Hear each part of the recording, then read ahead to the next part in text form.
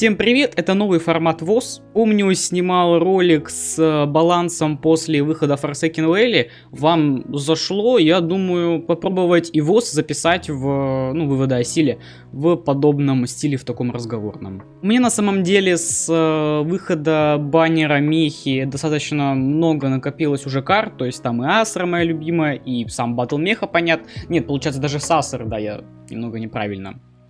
Да-да-да, Асра была раньше Батл Мехи. Вот, у меня получается и Асра, и Батл Меха. У меня там дальше новая Алерия. И вот сейчас вот буквально, сколько, да, сегодня суббота, да, 2 дня назад вышел Кощей. Так, ну давайте будем потихонечку разбирать характеристики. У меня башня пока что 7 уровня. Это еще раз предупреждаю, я всегда сравниваю карты в основном на 7 уровне стараюсь. Если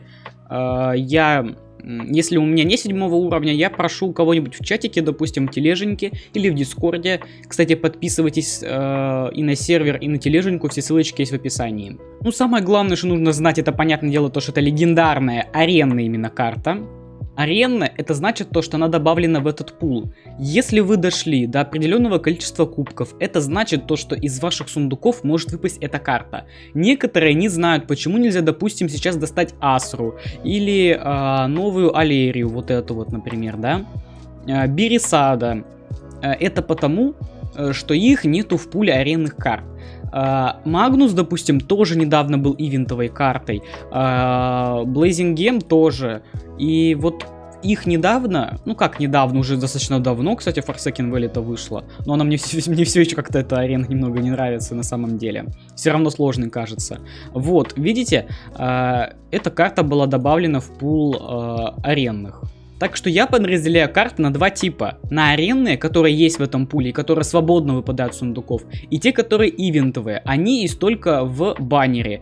И чтобы получить их, если вы их пропустили, чтобы получить их, вы либо ждете реран, которых пока, кстати, не было, разработчики об этом еще думают, либо ждать новые арены, когда ее туда запихнут. Сейчас вы либо выбиваете ее из баннера, и когда вы ее выбили, вы как бы добавляете ее в этот пул аренных карт, скажем так. И когда вы выбиваете ивентовую карту, вы добавляете ее в свой пул к сундукам.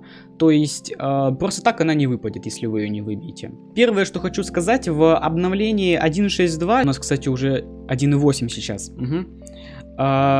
Меху бафнули. Понятное дело, под баннер, потому что до выхода Kingdom Rush Battles был Battle Towers. Там эта башенка тоже была. Она там была, во-первых, малодоступной, да и слабой. То есть вот что нет, что есть эта карта, вообще было на нее похер. А когда ее выбил, кто-то там попользовался, вроде Майк, да, первый ее получил, повезло ему. Ну, я точно не помню, поправьте меня, пожалуйста.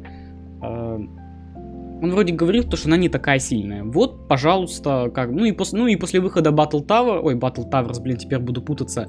Kingdom Rush Battles, да, после релиза, она все еще была такой себе картой. По сравнению с тем же Гемом, там, допустим, или Longbow. Вот, наступил и баннер Мехи, и его бафнули, привели к нормальному, такому хорошему играбельному состоянию, достойно легендарной редкости. Первое, что хочу сказать, ей похер на стан. То есть это прям такая хорошая способность. У нас в игре очень много бустеров, очень много всяких других подлянок в виде бафнутой, кстати, дворпы, да? Ну-ка, сейчас я посмотрю. Да, дворпа уже 3 башни станет, точно. То есть в виде дворпы, в виде этих друидов ледяных. Ей вообще насрать. Потому что это что? Это башенка, которая как бы по сути и не башенка. Она... не юнит, но передвигается она как юнит. То есть при заморозке Меха продолжает атаковать на поле. Не считая вот этого бустера, Farm Tower, он как бы вообще все башни блочит. Что казармы, что Меху, что другие башни, да. Она как бы полностью всю башню превращает в Farm Tower, и нету никакого юнита, да. Это у нас артиллерийская башня, то есть ее дамаг как бы артиллерийский, понятное дело, то есть он игнорирует 50% брони, да, ну то есть я имею в виду 50% от того, что есть, вроде так. Рейндж 160, урон хороший, кстати, вот, прям вообще, мне кажется, это прям для артиллерии это прям отличный урон. Но в дружеских боях это прям вообще очень классная башня. Скорость атаки 2, и самое, что интересно, ей снизили кост, то есть общую стоимость на целых 60 монет. Раньше она стоила гораздо дороже. Я в новостном выпуске по Kingdom Rush, у меня первый раздел был связанный с обновлениями Kingdom Rush Battles. Об этом я тоже заикался, и там было четко расписано, насколько понизили кост. Дальше нижние пассивки. Я это называю нижними пассивками, потому что они как бы, ну скажем так, снизу. Вот это типа основные способности. Они могут быть типа за денежки, за кост, да. Они могут быть саботажными. Они могут быть пассивками. А это нижние пассивки. Они, скажем так, не сильно значительны, но все-таки дают какой-то свой небольшой профит. Конкретно это снижает физический армор, да, физическую броню у всех врагов на 3%. Это полезно, это приятно. Чем меньше физической брони, тем лучше, допустим, тому же лонгбоу. А эта пассивка на 2% увеличивает броню нашим, союзным юнитам. Способность от саботажа. Это такой щит, когда меха подходит к башне, на башню одевается щит, который и эта башня не может не заморозиться там. Короче, ей вообще насрать становится на все саботажные скиллы, на все станы, которые есть в этой игре. И это, кстати, очень классно. Меха сам на себя, по-моему, щит повесить не может. Типа, если два мехи рядом поставить, они друг друга вроде как бафать не будут, насколько я помню. Эта способность даже спасает от стана Гарри. Я помню, на турнире я видел подобную тактику. Гриппер еще комментировал первый официальный турнир креаторов. Я не помню конкретно, кто это делал, но там чел, по-моему, играл на Дидре и брал этот испепеляющий камень. И как бы, несмотря на стан Гарри, да, у нас Гарри этого босса зовут Йетти, он продолжает испепелять, пока он там, в отдышке находится. Он плохо откатил Дидрой, да, но какая нахрен разница? Вы посмотрите, какой гигантский урон. Она защищает... Ладно, окей, я понял. Обалдеть. Я этого не знал, что меха защищает от Близзарда GG. Это капец круто. И еще интересный факт, я что-то об этом даже как-то не задумывался недавно, узнал.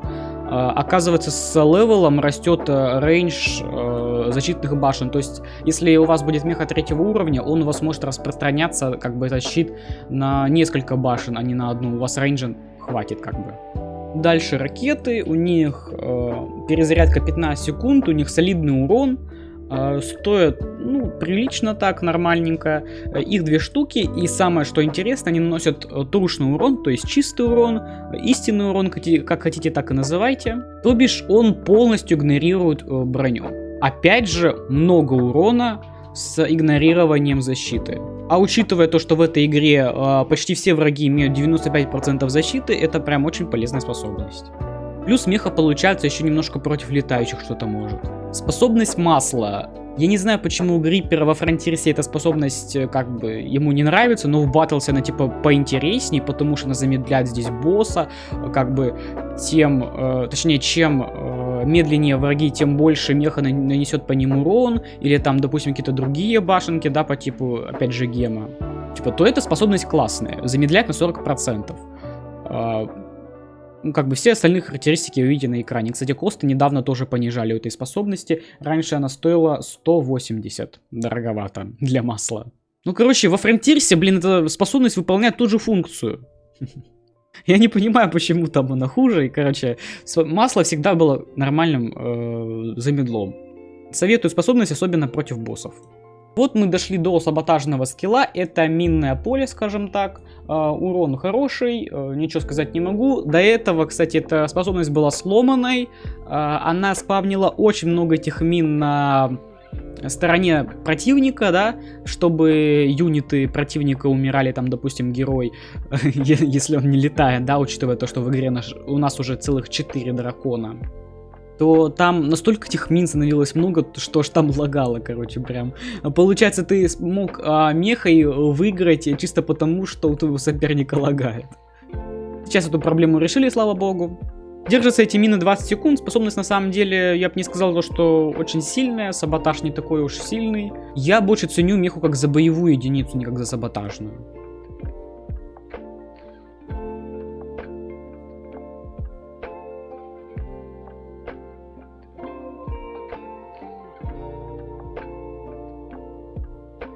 В общем, мои выводы таковы, то что после бафа прям башня реально поднялась в мете, она сейчас хорошо играет с многими другими картами, хорошо защищает, все вот это вот делает, и как бы наносит приличный урон. Я считаю, башня классная, если вам он выпал, то думаю, что повезло. Пишите, как вам эта карта, играете ли вы ей, с кем вы ее играете, как бы какие у вас есть синергии, что вы можете добавить в мои выводы. Я все читаю, все лайкаю и все просматриваю. Ну а так, заходи сюда почаще, мы ждем вас и до скорого.